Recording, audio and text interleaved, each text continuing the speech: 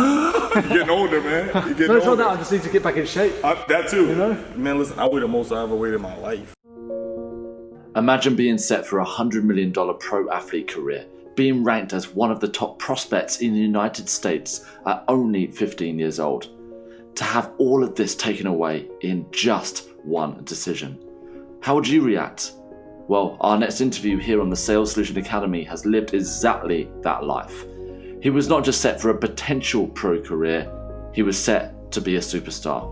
When it's all said and done, when it's over with, how do you want to be remembered? How do you want to be remembered? How do you want to be remembered as a parent? How do you want to be remembered as a salesperson? How do you want to be remembered as a business owner, as a leader? How do you want to be remembered as an overall human being? Ranked as the #1 high school player in Europe, he went on to play at the highest level in the USA. From there, everything he was destined for was shattered in just one wrong decision. For me, it really, hold on for a second.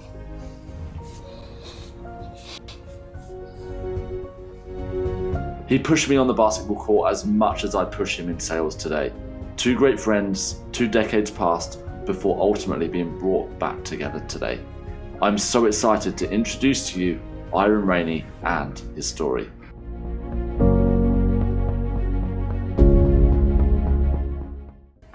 Hey, what's up? This is Pete Scott here from the Sales Solution Academy.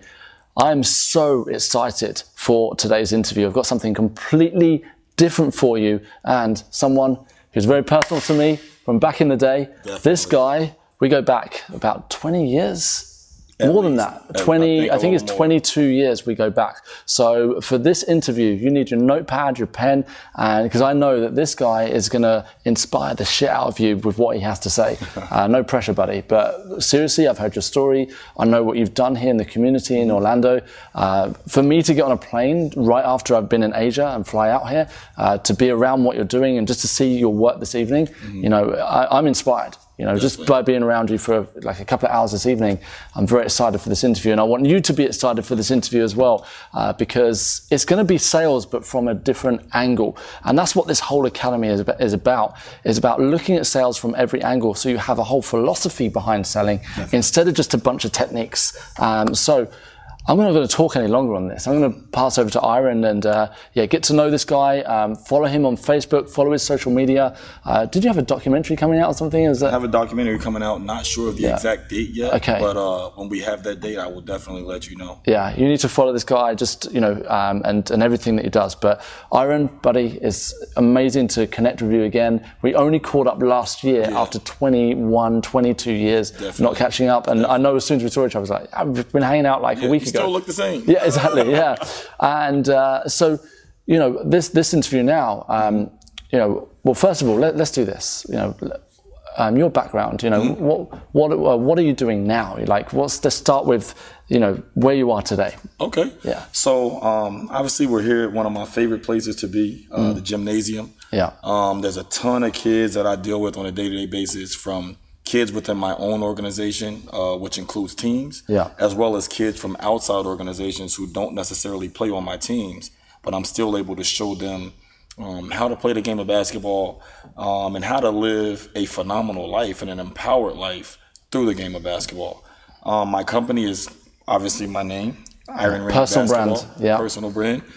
So we do player development consulting for a large majority of the NBA guys. Amazing. Guys like Tobias Harris, Courtney Lee, Austin Rivers, just to name a few. Wow. As well as kids playing at the collegiate level, Yeah. on the men's and the women's side. Yeah. Can I pause you there for a moment for our audience in the UK as well? Because NBA is the National Basketball Association. It's the most competitive league in the world. And the players that Iron mentioned there, I mean, I know all these players. Of course. I watch them on TV because I'm a big basketball fan. Right. I played pro growing up. This is actually how we know each other. We'll get onto that in a moment. But this is the real deal here. Talking top athletes on the planet, $100 million contract type players. Easily. Yeah. In this gym, and you're training them one-to-one. Definitely. Yeah. Definitely. Amazing. Yeah. Definitely. And, so you've built this over how long? Over the last 8 years, I would say. Yeah. 8 years ago is when I kind of hung up my playing shoes and, relinquished that attachment to trying to play at the NBA level. And what I realized is sometimes you can be in the NBA and not necessarily be in the NBA, if that makes any sense. Yeah, got it. So, I started this company.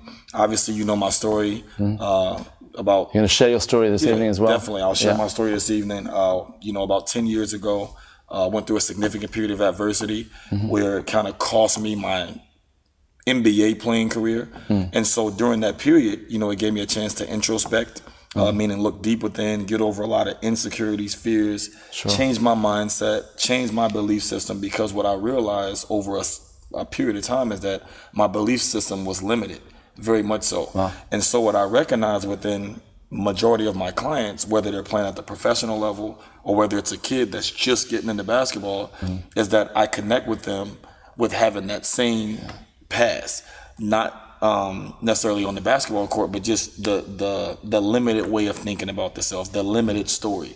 And so I connect with them on the basketball court because basketball is a place where you can tell a lot about a person, and it's a game that's fun. So that's kind of what I'm doing right now, is connecting with people through the game of basketball to empower them and enhance their overall lives. I saw on the courts this evening as well, you weren't just coaching the kids on a jump shot or playing better defense, you were coaching them on their overall thinking. Definitely. And so do you feel that basketball, and we get into sales as well, but do you feel that there's more than just learning the techniques of any game, let alone basketball? Right. Or is it something else? There's a direct correlation with mindset, belief system, and performance. My goal within every single one of my sessions is to connect with my clients psychologically, enhance their mindset once again, their belief system, the story that they're telling themselves, so that they can perform ultimately as the best version of themselves without having to think about it. Oftentimes you'll hear me say relax. Okay, because if you think about it in life, especially with the influx of social media, nobody's relaxed. Everybody wants everything right now. To the point where people don't even have these types of conversations. They don't have this kind of dialogue. It's usually a text, a DM, Snapchat message, or something, along those lines. So there is definitely a direct correlation with the way you think and the way you perform. And I think that correlates with sales as well. And in the game of basketball, you're selling yourself.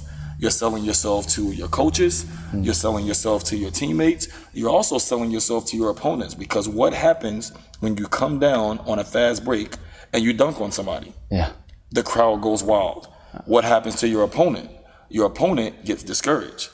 So he develops a different level of respect for you, where your mindset and belief system goes up because you're more confident, because something good just happened. For lack of better words. So. Amazing. Yeah. And you mentioned as well, let's take a player like Courtney Lee. If you don't know Courtney Lee, look him up. You're going to find him on YouTube. And so New York Knicks. Starting shooting guard for the New York Knicks. So on one of the top teams on the planet, a starting player for them as well. And so if he was to walk in here this evening, and I know you work with him on a very regular basis. So even someone like him, who's a multi-million-dollar athlete, this is what you call real, So even someone like Courtney Lee, who's a multi-million-dollar athlete. So you're saying that he has limitations, because I think this is so relatable to people, because they might feel, it's okay for that person. Right. Because they're a superstar of whatever it is. Let's say you sell insurance, but you've got a top salesperson in the company. You might look at them and go, it's fine for them because they're a superstar of insurance. But let's relate it to something like basketball, right? So even he has his limitations, right? Definitely. Okay. I think when you get to the pro level, people have this artificial perception or perspective on pros and how they interact in their day-to-day lives and the way that they even think about themselves. A professional is somebody that just learned how to master something. So for guys in the NBA, most of them have learned how to master a skill set. It's more performance-based. It's more physical-based.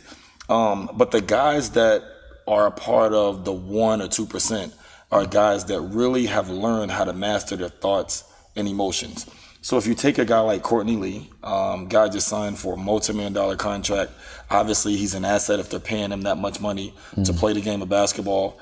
He's definitely deserved it. He definitely deserves it because of what he brings to the table. He's an asset, and I think he would be an asset whether he played with the Knicks or any other organization. But If you take a guy like that who shot the basketball from the same spots year after year, time after time, is making millions of dollars to do it, I guess the question is, why isn't a guy like that able to make every shot? Got it. Right? So that part of it is where I come in. Now, let's not be unrealistic. I'm not God, and I can't force a guy or make a guy through my fictitious powers make every jump shot. Yeah. But once again, it's about helping him perform as the best version of himself. Yeah. Right? So if you take a guy like Courtney Lee, let's just say he's shooting 35% from three. I think with a couple of little tweaks within his belief system, within his mindset, where he learns how to be poised, where he learns how to relax, where he learns how to be fully engaged and focused and present within that very moment, each and every time he catches the basketball and gets prepared to shoot. If he can learn to do that through instincts, I think I've done my job as a consultant, as a developer, and as a performance psychologist. Let me just relate this, because you said about being present. I'm huge on being present in sales, because most people, what they do is that when they go to close a sale, they're then panicking that, I got to ask for the sale. Right. Do I ask for it now? Did I miss the opportunity? Right. So in your perspective of being present in sales, why do you think it's so crucial from a sales perspective? Do you think? Definitely. You know what? I definitely think that being present is important in sales, because when you're present, you're aware. Yeah. When you're present, you recognize opportunities that you may not have recognized if you were anxious. Got it. When you're present, you're able to perform and speak as the best version of yourself. And I think you become more influential. Yeah. If you're fully engaged and fully present. Most people are never in the now.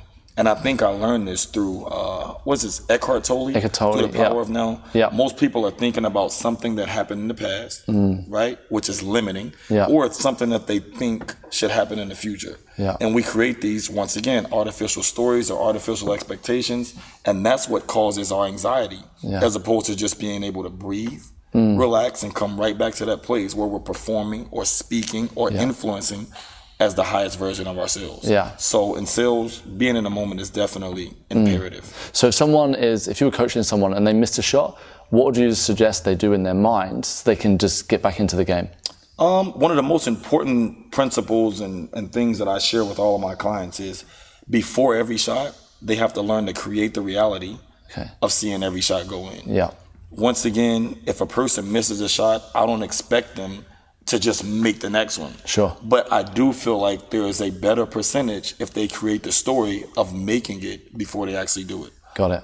So that's kind of, one of my little nuggets. So let's take this into sales. Do the same thing. You have to create the reality of actually making the sale. And one of the things I've taught, so I remember being 22 years old and someone asked me, how do you succeed in selling? And my answer was that every single person that I see has already bought.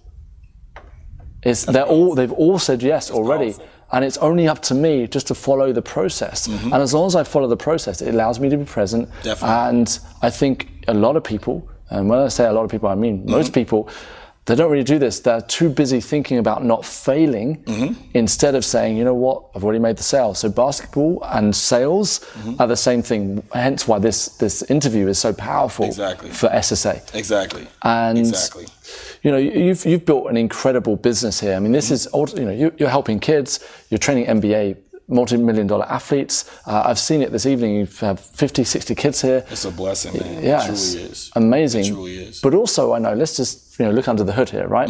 Or under the bonnet, as we say in England. You're running a business, and a serious business as well. Definitely. And this isn't just kids coming through. They're paying the parents are paying $175 a month. You have how many hundreds of kids in the program? There's at least 150 kids in the program currently, and those are kids that come consistently and play on the teams. And then there's a significant amount that I train outside of this program. Wow. Like tonight, I know you saw that I came to the gym a little late. Yeah. That was because I had a team training with a different organization who felt like they could benefit from some of the things that we work on within teams, building chemistry, helping them come closer and and perform once again as the best version of themselves, understand each other, work on communicating, understanding just some on-court principles that will help separate them from being an average level team to a competitive team. So that's 150 odd kids that are in a monthly program, and that's not including your NBA athletes who you're working with regularly. I know you've got some really high-end one-to-one clients who are future NBA potential players, future draft picks. And so this obviously started as an idea, and you had to sell it. You had to get your first kid through to this program. Let's go back to that. How did you manage that? Well, I'll be perfectly honest with you, Pete. When I started this, it was not to make any money. It was solely to give back and to impact lives through the conduit or through the vehicle of basketball, which we're still doing. I think that over time, as I connected with a lot of my business mentors, as well as a lot of the parents, and I realized that, my time was valuable. And I felt like the things that we were providing for kids went well beyond dribbling a basketball or shooting a basketball. But I think one of the main things that changed my entire philosophy on business is when I saw some other people who I've looked up to make it a business. And nobody locally. These are people that I learned about, through my MBA guys who said, hey, you could be doing this. Because before I started the business, I had my MBA friends, guys that I knew formerly, that I played with growing up, not in England, but over here. I'm not sure if you remember, but I left England and I ended up attending Oak Hill Academy in Virginia, I remember clearly, where we played against LeBron and, all of the top kids in the country. So I still have those connections. I went through that period of adversity. And, when I got out of it, I still, pursued my dream of playing professionally, which I did play professionally, but it was not at the NBA level. But I would still, during the summer months, play against guys in the NBA. And I would do quite well against them consistently. And I think that's when, the transition happened, where I recognized that it's not just about giving back. At some point, there's got to be a connection between giving back and actually bringing in revenue, not just for myself, but for family, because everybody's doing something, right?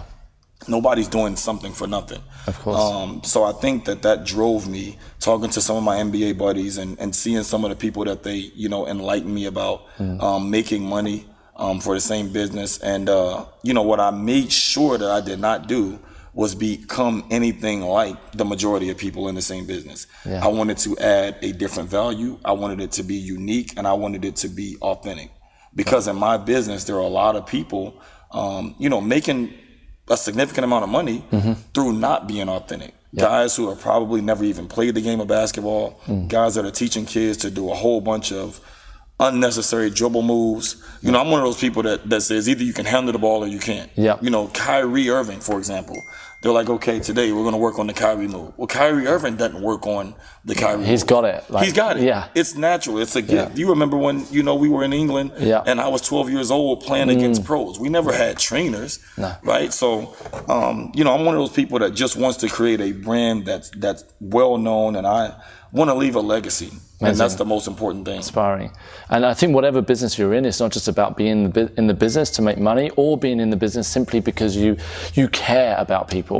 You have to be in the business because you care. And as Aaron said right now, you want to leave a legacy in what you do. It's a must. It's a must. This SSA platform is not just because I want to provide sales training. It's here to be the #1 sales training platform on planet Earth. That's why we bring you so much value. That's why the standard is so high. That's why I interview incredible people like this guy right here. Thank you. And we want to keep bringing you this value all the way through as well.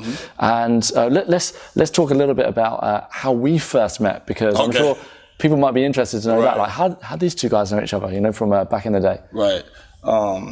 Well, it was at a modeling agency. I know, I took my shirt off, and people was like, "Oh man, your body's better than my body." Your body's great. My jaw is chiseled.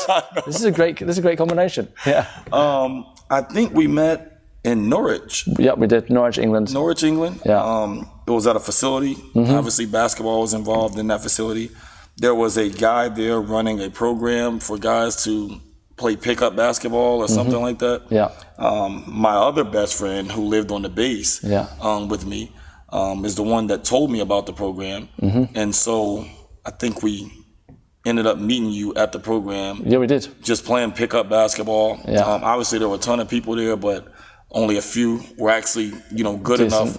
So you were one of those people. And as an American, who was unfamiliar with the British territory, when you can connect with somebody else that has a common interest, who's actually good at it, it's very, very, very rare. So I think we connected on that, and then we just hit it off and became, really good friends and traveled together, across Europe, playing the game of basketball, playing the game that we love, and had a great time doing it. So and we played a good level, right? Oh, a high level. At 12, 13, and 14, we were playing against, professionals, guys that were grown men, guys that were 25 and 30 years old that were actually making money to play basketball. Yeah. And we were, destroying them consistently, for lack of better words. 100%. So let's now move on to, the fact that you left the UK and we lost contact, and you've mentioned a couple of times about this adversity, and I'm sure that's getting some people thinking, well, what was that? Because people have different adversity, and of course. So if you wouldn't mind sharing, I think that could really be inspiring for anybody watching this right now. Yeah. So I don't mind sharing at all. Actually, I always feel compelled to share. When people ask, but so obviously I played the game of basketball at a super high level. But I'll be honest with you, Pete, because I excelled at such a young age without the guidance, and it happened naturally, I think that I had an artificial story, an artificial belief system, and some hidden pain that I never addressed. Living in England, I'm not sure if you know that my father actually died when I was 8, 9 years old. First year I was over there, so I never really addressed it. I remember being at the funeral and not crying. There was something, there was like a void there. And it's not like I wasn't close to my father. I mean, before moving to Europe, he was the guy that coached me. Wow. So it was one of those scenarios where I was young and kind of oblivious to actually what that looked like, what death looked like for someone so close. And so I think I carried that baggage, and I think, it helped me in a lot of ways as far as being able to excel on the basketball court. Sure. But then it also hindered me. You were a warrior on the court. Yeah, I appreciate it. And just to say this as well, I don't want you to understate, I don't want to understate this at all. Iron, this guy here, was one of the top prospects going into the US, and already being looked at by NBA teams by the time he's like 14 years old. I mean, this just doesn't happen. So had you gone on and played, I want to paint the picture here very clearly. This is not someone who tried to make it as a professional. Even now, how old are you now? I'm 33. 33 years old. 34 this month. Some of the top NBA players and top players on planet Earth state this guy to be one of the top point guards still on the planet. So that's the type of level. I remember you got MVP at some of the biggest camps in the world, and especially in the United States. And you pushed me big time, because I was a guy from Norfolk in England, and you pushed me to a level where I ended up beginning to play professionally in Germany. So thank you for that as well. Definitely. And I remember your work ethic, your tenacity, and very much I have these clear memories of being petrified. I'm not kidding. Petrified. The first time, big time out of my comfort zone was when we went to the American Air Base, and these guys were, 6'5", 6'6". We're like 12 and 14 years old or whatever, and I was like, let's go. And it wasn't like, let's just go and see how we do. It was like, we're going to go and we're going to crush it. And so I wanted to paint that picture before we go truly into your adversity as well, because I want people to know the level of where you were at and where you still are now as well. I sincerely appreciate it. But once again, I think, that hidden pain that had never been addressed kind of followed me without me knowing it. And I carried that baggage with me for a long time. And I was in college, last year of college, and once again, you have these limited belief systems and you have these expectations, right, that you create based on external environment, the people around you. You want to live up to other people's expectations. And as it pertains to finances, I was not financially where I wanted to be, even though I had been around guys who were now financially where I wanted to be. Got it. And, I'll be honest, once again, we talk about making decisions, right? And, you know, how we're an average of the 5 people we hang around the most. I'm a firm believer in that. And unfortunately, I had 2 sets of friends. I had the friends that were, for the most part, doing the right thing, playing basketball, you know, on a team, doing the right things in the classroom. Yeah. And then I had the other guys, which was a lot more fun. And, you know, I made a wrong choice, a wrong decision. Yeah. And I, you know, got caught up in the wrong crowd. I was drinking, you know, I was, you know, popping pills and just not taking care of my body and not living up to the gift of being able to live. Yeah. And during that period, I guess you can say I went crazy for, you know, 2 or 3 weeks. And, you know, I hung around these guys and, you know, they went on a spree of robberies, which sounds crazy because I've never been a criminal. Yeah. But and it sounds weird even saying it. And I wish that I could take away, you know, that time, you know, for the most part. But and when I say for the most part, because I do believe that had that period of adversity not hit, I wouldn't be where I am today. Absolutely. So I have nothing but remorse for my actions, which I never did. And I'll be honest, this is me being totally authentic. I never did rob anybody, but I was there. I was an accomplice. I was driving. People saw me. I gained from it financially. Okay. So I take full responsibility for my actions during that limited time. Yeah. So I went through that period, and unfortunately, which is super hard to say, I still become somewhat emotional about this, but it cost me doing 5 years behind a prison wall without having any interaction with the outside world unless it was a visit. And, you know, once again, during that period, I started to get to a place where I became more in tune with myself. I had an epiphany, I guess you would say. Where I did a complete 180. I read more. I meditated. I went out and took walks that I normally wouldn't walk, you know, or normally wouldn't do. And I started to commune with nature, and I really started to see the God within everything. Yeah. To the point where I would go out and commune with nature and become somewhat emotional because I could feel a different presence. I could feel myself changing. I could feel a shift. And I knew that this was not the place where it ended.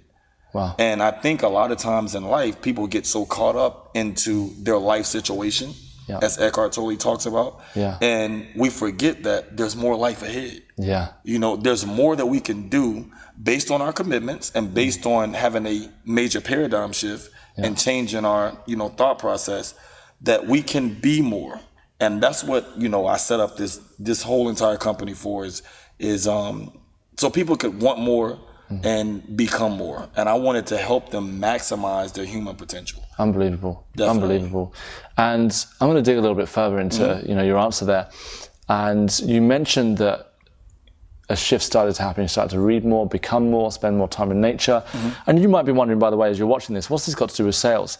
Everything is the answer. Everything. Because selling is not a technique, it's an ecosystem. It's who you become that truly matters. It's not just about, oh, let me go on the sales academy and let me pick up some new skills and go and use them tomorrow. Right. This is not what we're here to talk about. We're here, and excuse me what I'm going to say, so you can be the best human being you can be. Exactly. And you can go out there and not just do okay at your sales, but you get out there and you can dominate it. But as Aaron's saying, it's much deeper than just,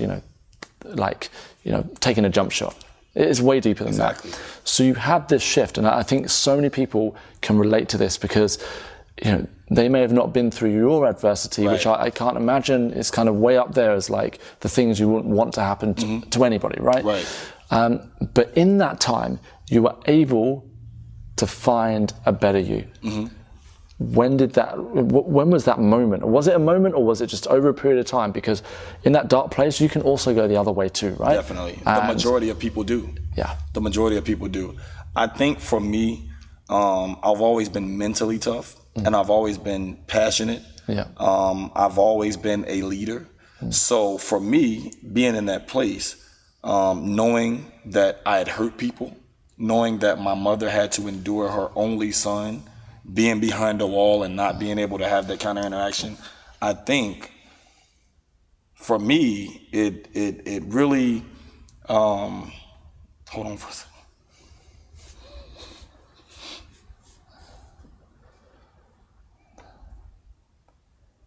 Hey, buddy, you're doing amazing, man.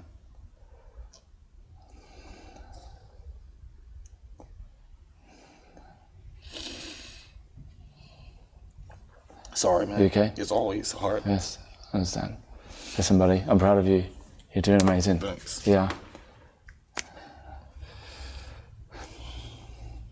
Tell me when you're...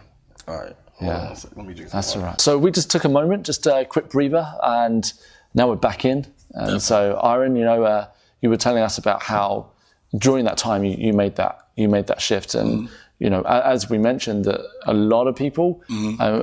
I'm going to be honest, I've only ever seen this from a documentary point of view. I've never seen it, you know, for real. And as I said earlier, I wouldn't wish it upon anyone, especially not one of my great friends. Of course. You know, but you went through this, you and it's freaking unbelievable. You know, that in a place where most people fail, you chose to succeed. So, you know, if you don't mind, just a little bit more on that would be amazing. Definitely. You know, once again, I was there in a dark place, full of negativity. But I turned it into a positive. Wow. I made a conscious, deliberate effort on a day-to-day basis to commit to doing small things that I knew would help me become more successful. Yeah. There's a famous quote that says, we can't experience that in which we truly are in the absence of what we are not. So I had experienced negativity. Yeah. And at that point, I could have chosen negativity, but to recognize what was going on and to be conscious about it and to be fully aware, you know, it took me seeing and having a bigger vision of myself and exactly where I wanted to be. You know, a lot of people in life say that they want success. They say that they want to make a lot of money, right? They have this desire, but they don't understand that in order to become a person that you've never been, you have to do things that you've never done.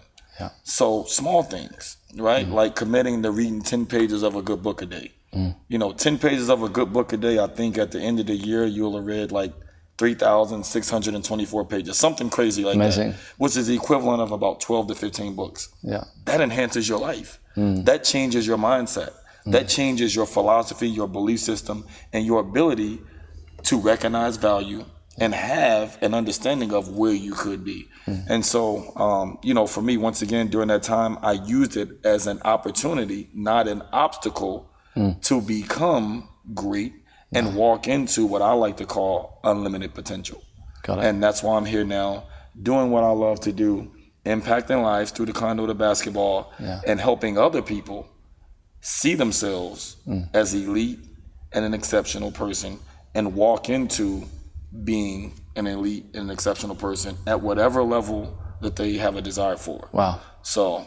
Yeah. And I saw your standards tonight. You know, these kids are like 12, 13 this evening, maybe 14, 15, some of them. But, you know, you're picking up on everything. Right. And you're not just picking up what I found amazing, I've never seen in all my years, and I had many coaches growing up, you weren't just picking up on their physical, you were picking up on on their emotional. Right. And I relate to that in sales so much as well. That, as you mentioned earlier, just, you know, getting people present. Right. But there was one of your kids over there, and he looked stressed, and I felt stress from him. Of course. And it was amazing when you turn around, like, how do you feel right now? And you got him to confess how he was feeling. You're like, do you think that's going to help you, or do you think that's going to hold you back? Right. And he's like, it's going to hold me back. And you're like, how do you want to feel? And he's like, relax.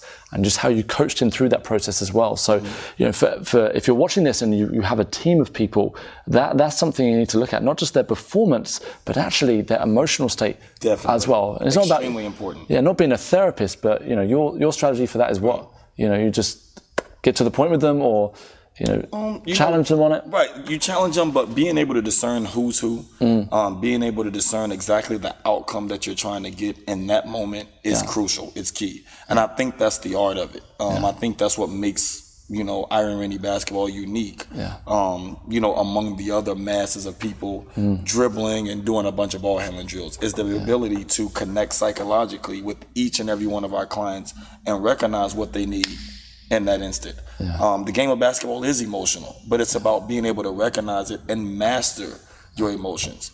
Once again, performance has a direct correlation with the stories and the things that we think. Yeah. So a lot of times people are emotional because they think that you're going to perceive them in a certain way, or they think that you are going to be disappointed, or they think that they have to perform and have these unrealistic expectations of how we think they should be performing. If that makes any sense. Yeah, of course. As opposed to just mastering themselves, mastering what they do, embracing the moment, and loving it and enjoying it, and not thinking about any type of external circumstance. Yeah.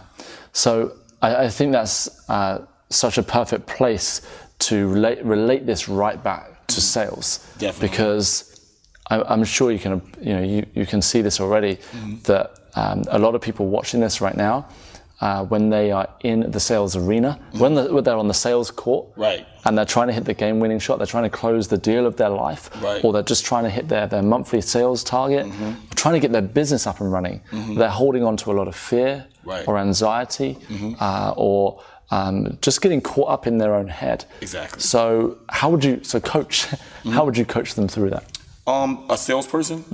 Yeah, or just someone out there trying to do their own business, trying to be an entrepreneur. Right. Being an entrepreneur. Right. So the first thing, the first piece of advice that I would give any type of salesperson is you have to have some kind of vision of where you're trying to get to. You have to see yourself in a certain light, and you have to think about the end goal or the end result, what I like to call the outcome. The next thing is you have to have an insatiable desire and an indomitable will to make sure, that gets accomplished. And I think once you establish those things, it's a little much more easy to process going forward. Clarity is power. Exactly. You got to have some kind of clarity. And, over time, I think with reading and, trying to find a mentor, somebody like yourself, and the mentor doesn't have to be one-on-one. It could be actually utilizing the Sales Academy. That is the mentor. Yeah. I think people can gain a lot of insight and enlightenment from the Sales Academy. Yeah. How to get over, those artificial fears. 100%. What do people say fear is? False evidence appearing real. Yeah. So it's a created story. Yeah. It's artificial. It's not real. Yeah. It's not danger. There's a difference between the two. Right. And I think that, when you think about purpose and your why for doing things, I think it becomes a lot easier to get over those fears because you're so locked in on your reason for doing it. Yeah. I have a 3-year-old son now. Yeah. So no longer do I step in the gym without a specific purpose. Wow. I know that he's waiting on me at home, and I know that I have to perform and I have to provide. So that drives me. My motives are a little bit different than when I'm by myself and able to come in the gym and able to go to sleep when I want to. Absolutely. And able to wake up when I want to. My reason for doing it is different. And he, holds the keys in my heart. He's my everything. I've never experienced love like, my son's love for me and my son, my love for him. So it definitely is what drives me. But I think that, for others, they have to find something that really drives them. And it doesn't have to be within themselves. That at that point, it could be something outside of them. Yeah. Right? At that point, it could be something else that motivates them. But the ultimate goal is to find what that is, because it will have a profound effect on their approach. Unbelievable.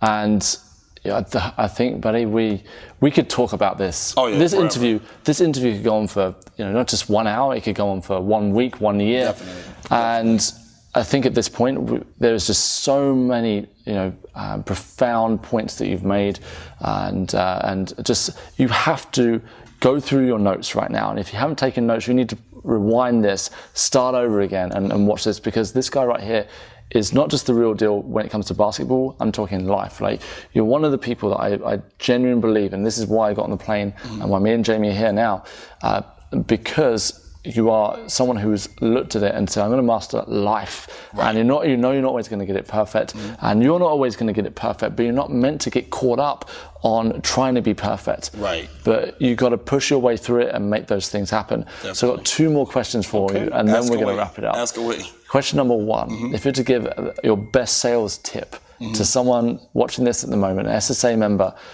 to what they can use immediately, what would you say from your from your business and how you built this? Okay. Well, what I'll do is I'll ask 3 questions that I ask to my clients, especially the new one-on-one clients. First one is, what exactly are they looking to achieve? Period. Yeah. What exactly is it that they're looking to achieve? Got it. The second thing is, what are they willing to do, or what are they willing to commit to make sure that they achieve exactly what it is that they're looking to achieve? Yeah. It's actually 4 questions, sorry. Yeah. The third question is, what are they willing to sacrifice? We're an average of the 5 people we hang around the most. Are you willing to sacrifice your best friend who doesn't see your value and doesn't necessarily believe in you moving forward? Yeah. Your best friend who takes away your time, effort, and energy because of problems to reach your goals. Yeah. Are you willing to sacrifice that? Wow. Are you willing to sacrifice not necessarily going out, but reading for the 3 or 4 hours where people that you're close to are out drinking and partying and having a good time? Yeah. Are you willing to sacrifice sleep?